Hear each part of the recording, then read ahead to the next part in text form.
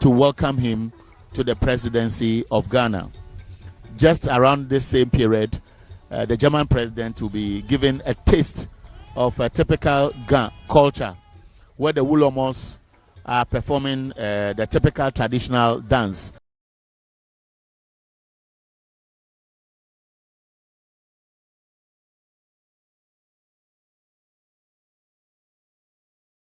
The renewed confidence in the presidency of H.E.John Dramani Mahama, obviously building on bricks laid by the erstwhile administration.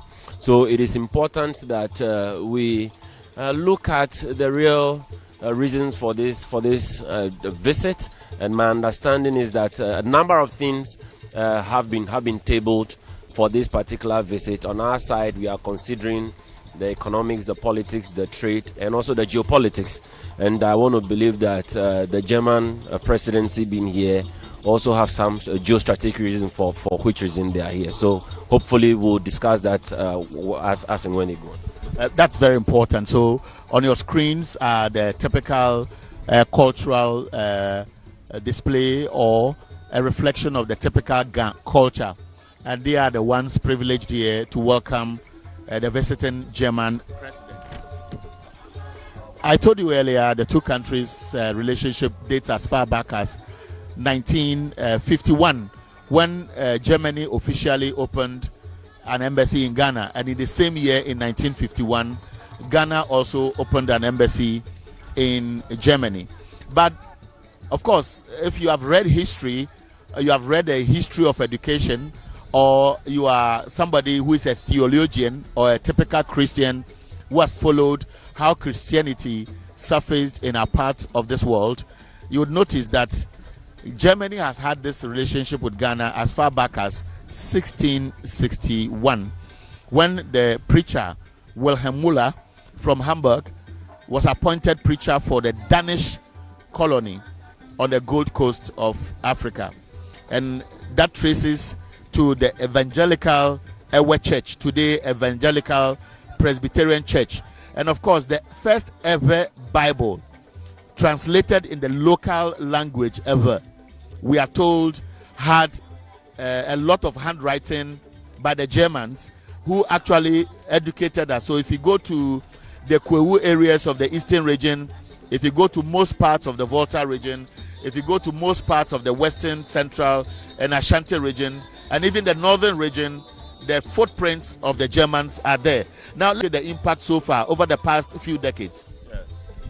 Yes, from our post-independent period, starting from 1957 up until 2020, that certainly is giving us almost about 60 years of Ghana-German relations.